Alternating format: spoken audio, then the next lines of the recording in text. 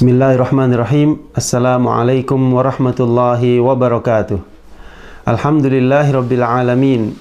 Wassalatu wassalamu ala sayyidil anbiya'i wal mursalin wa ala alihi wa ashabihi wa man tabi'ahum bi ihsanin ila yaumiddin. Amma ba'd. Para pemirsa kaum muslimin dan muslimah yang dimuliakan Allah, alhamdulillah pada kesempatan kali ini kita akan melanjutkan kajian tafsir Al-Ushrul Akhir atau kitab sepersepuluh, tafsir sepersepuluh dari Al-Quranul Karim. Kali ini kita akan menginjak pada bab berikutnya, yaitu tentang persaksian syahadah Muhammad Rasulullah. Kesaksian kita bahwasannya Nabi Muhammad sallallahu alaihi wasallam adalah utusan Allah. Kita tahu bahwa ketika kita dimasukkan ke liang lahat, akan datang kepada kita dua malaikat, yaitu Munkar dan Nakir. Yang keduanya akan menanyakan kepada kita tiga pertanyaan. Yang pertama, Man Rabbuka? Siapa Tuhanmu? Ma dinuka? Apa agamamu? Dan yang ketiga, Man Nabiyyuk? Siapakah nabimu? Oleh karena itu, tidak ada yang bisa menjawab tiga pertanyaan tadi, walaupun kelihatannya mudah, kecuali orang-orang yang beriman saja. Ya. Kemudian pada kesempatan ini kita akan menjelaskan kepada pemirsa tentang makna dan syarat-syarat yang terkandung di dalam persaksian kita bahwa Muhammad Rasulullah adalah utusannya. Yang pertama, yaitu agar kita mentaati Nabi Muhammad sallallahu alaihi wasallam dalam setiap perkara yang beliau perintahkan.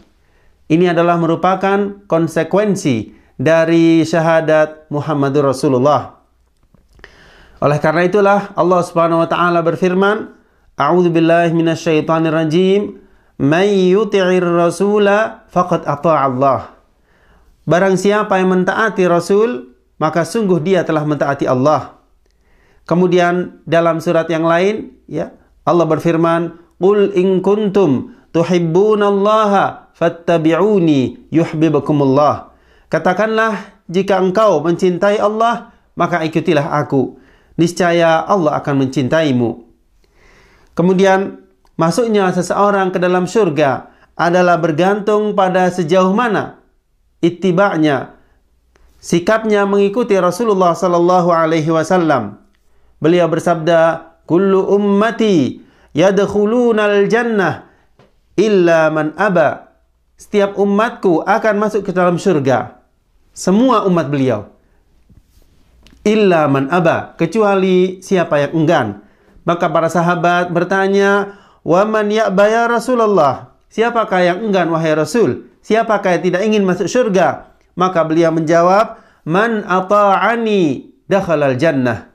Wa man asani faqad aba." Siapa yang taat kepadaku, maka dialah yang akan masuk surga. Wa man asani, siapa yang tidak taat kepadaku, yang durhaka kepadaku, maka dialah yang enggan. Ya, dialah yang tidak ingin masuk dalam surga. Oleh karena itu, konsekuensi syahadat Muhammad Rasulullah menuntut kita untuk selalu mengikuti perintah Rasulullah sallallahu alaihi wasallam dalam kehidupan sehari-hari. Dalam kehidupan kita ini, apa yang beliau perintahkan, marilah kita laksanakan. Kemudian yang kedua, mempercayai apa yang beliau sampaikan. Tasdiqu ma akhbar. Mempercayai, meyakini apa saja yang beliau sampaikan, baik itu berkaitan dengan kisah-kisah umat terdahulu maupun kisah-kisah yang mendatang sampai datangnya hari kiamat kelak. Apa saja yang beliau kisahkan, yang beliau ceritakan, yang beliau kabarkan dalam seluruh hadis-hadis beliau, dalam seluruh sabda-sabdanya, maka kita sebagai seorang muslim dan mukmin wajib untuk meyakini dan mengimaninya. Ini merupakan konsekuensi yang kedua dari syahadat Muhammadur Rasulullah. Barang siapa yang mendustakan sesuatu yang telah datang dari sabda beliau, ya, pada hadis yang sahih, maka sungguh keimanannya diragukan. Sungguh keadaannya sebagai seorang mukmin dan muslim diragukan. Ya, karena apa? Karena Nabi sallallahu alaihi wasallam tidak pernah berkata ataupun bersabda kecuali merupakan wahyu dari Allah Subhanahu wa taala. Allah Subhanahu wa taala berfirman, "Wa ma yantiqu 'anil hawa." Dia tidak berbicara, ya. Maksudnya Nabi SAW tidaklah berbicara sesuai dengan hawa nafsunya. Surat An-Najm ayat 3. Kemudian orang yang mendustakan, ya, apa yang diberitakan oleh Nabi SAW berarti dia telah mendustakan Allah dan Rasulnya. Ya, dia juga mendustakan Allah karena memang Allah Subhanahu wa taala yang mengutus nabinya, mengutus Nabi Muhammad sallallahu alaihi wasallam.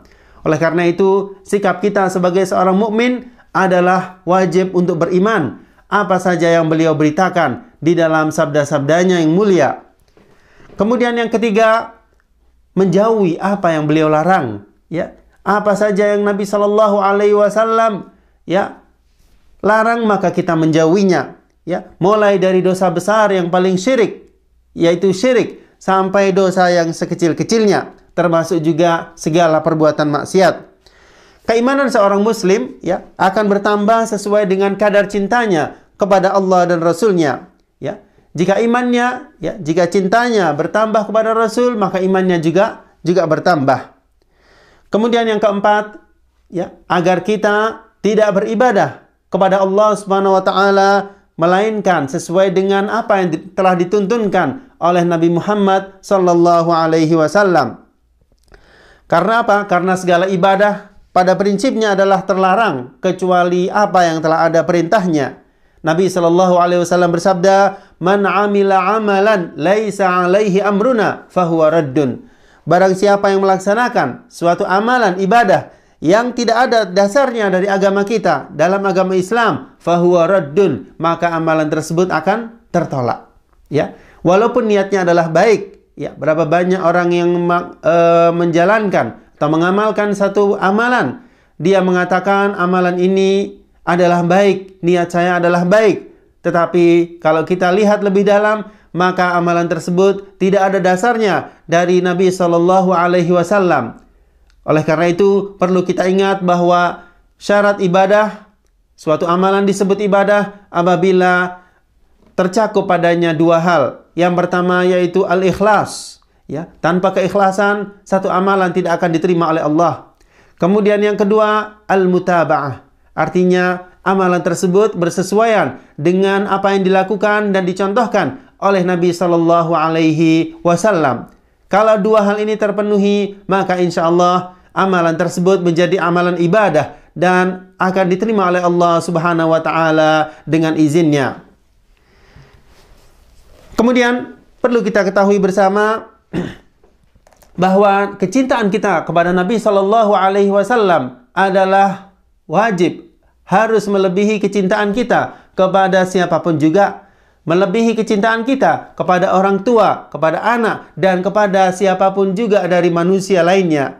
Karena apa? Karena beliaulah yang memberikan, ya, petunjuk kepada kita. Ya. Melalui jalan beliaulah Allah Subhanahu wa taala memberikan petunjuk kepada kita sebagai seorang muslim, sehingga kita mengenal Al-Qur'an, sehingga kita mengenal iman, sehingga kita mengenal Islam. Ya. Dari jalan beliaulah Allah Subhanahu wa taala menyampaikan hidayah ini kepada kita semua. Oleh karena itu, sudah sepatutnya agar kita mencintai Nabi Sallallahu Alaihi Wasallam melebihi siapapun juga. Ya. Kemudian, tanda orang yang cinta adalah mengikuti. Ya. Tanda kecintaan kita kepada Nabi Sallallahu Alaihi Wasallam adalah mengikuti apa yang beliau lakukan, apa yang beliau perintahkan, dan menjauhi segala apa yang beliau larang. Ada beberapa tanda cinta seorang muslim terhadap Nabi besar Muhammad sallallahu alaihi wasallam. Di antaranya banyak menyebut dan bersalawat kepada beliau. Ketika nama beliau disebut, kita ucapkan sallallahu alaihi wasallam. Ketika kita menulis nama beliau, jangan lupa cantumkan sallallahu alaihi wasallam dengan tulisan yang lengkap dan bukan disingkat SAW atau salam atau lainnya. Ini merupakan tanda cinta seorang muslim.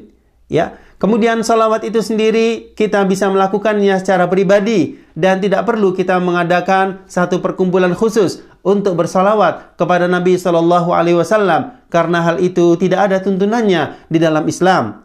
Yang dimaksud bersalawat di sini adalah kita memperbanyak salawat kepada beliau terutama di hari Jumat misalnya, kita mengucapkan Allahumma sholli ala Muhammad wa ala ali Muhammad, ya, dan seterusnya. Kemudian di akhir salat kita, sebelum salam, kita juga mengucapkan salawat kepada beliau. Ketika nama beliau disebut, juga kita banyak bersalawat sallallahu alaihi wasallam. Yang kedua, tanda seorang muslim cintanya kepada Nabi adalah rindu untuk bertemu dengan beliau, rindu untuk menjumpai beliau, ya. Orang yang cinta kepada seseorang tentulah dia rindu untuk bertemu dengannya. Kemudian yang ketiga, mengagungkan dan memuliakan beliau, ya, membela sunnah-sunnahnya, membela petunjuknya, dan marah bila petunjuk atau apa yang beliau bawa dihina orang atau diejek orang. Begitulah sikap seorang muslim dan mukmin. Ya, diberitakan di sini dari seorang ulama bernama Ishaq bahwa para sahabat Nabi Shallallahu Alaihi Wasallam sepeninggal beliau tidak menyebut, ya, Nabi Shallallahu Alaihi Wasallam kecuali dalam keadaan khusyuk, ya, dalam keadaan gemetar kulit-kulit mereka, dan mereka banyak menangis. Kemudian yang keempat, membenci dan memusuhi apa yang Rasulullah SAW musuhi, apa yang Rasulullah SAW benci, serta menjauhi mereka yang menyelisihi sunnah atau tuntunan beliau, ya, mereka yang banyak berbuat kebid'ahan dari kalangan ahli bid'ah ataupun orang-orang munafik. Kemudian mencintai orang-orang yang dicintai oleh Nabi Shallallahu Alaihi Wasallam, ya, dari kalangan ahlul bait, keluarga beliau, istri-istri beliau, ummahatul mukminin, kemudian para sahabat beliau, baik dari kalangan muhajirin, ya, orang-orang para sahabat Nabi SAW yang berhijrah dari Mekah ke Madinah, maupun dari kalangan Ansar, yaitu orang-orang Madinah yang menyambut kaum muhajirin, ya, yang menyambut kaum muhajirin dengan lapang dada. Kemudian mensuri tauladani akhlakul karimah, mensuri tauladani akhlak beliau. Aisyah radhiyallahu anha mengatakan bahwa akhlakun Nabi SAW adalah Al-Quran. Apa yang terdapat dalam Al-Quran, itulah akhlak Nabi Sallallahu Alaihi Wasallam. Maksudnya beliau melazimkan dirinya, ya, untuk tidak melakukan sesuatu kecuali apa yang telah diperintahkan oleh Al-Quran, ya. Kemudian termasuk dari cinta seorang muslim kepada nabinya adalah banyak-banyak belajar, memperdalam sejarah Nabi Sallallahu Alaihi Wasallam, bagaimana pertumbuhan beliau, bagaimana masa kecil beliau, masa remaja beliau, dan terutama sekali bagaimana ketika beliau menerima wahyu pertama, bagaimana beliau berdakwah kepada kaumnya, dan bagaimana Nabi Shallallahu Alaihi Wasallam menyampaikan risalah Islam ini hingga sampai kepada kita sampai detik ini. Kemudian kita juga mengenal sifat-sifat beliau yang mulia. Beliau adalah orang, ya, Nabi Shallallahu Alaihi Wasallam memiliki sifat pemberani. Beliau adalah pemalu. Beliau memiliki sifat sangat dermawan, dan masih banyak, ya, sekian banyak sekali sifat-sifat beliau yang sangat mulia yang perlu kita suri tauladani. Mudah-mudahan apa yang kami sampaikan berkaitan dengan persaksian syahadat Muhammad Rasulullah ini bisa semakin menambah khazanah keimanan serta ketakwaan kita kepada Allah, sehingga kita menjadi orang-orang yang benar-benar mencintai nabinya, menjadi kaum, ya, Nabi Muhammad Sallallahu Alaihi Wasallam di dunia maupun di akhirat, dan mudah-mudahan kita mendapatkan syafaat beliau di akhirat kelak. Amin ya rabbal alamin. Sekian billahi taufiq wal hidayah. Wassalamualaikum warahmatullahi wabarakatuh.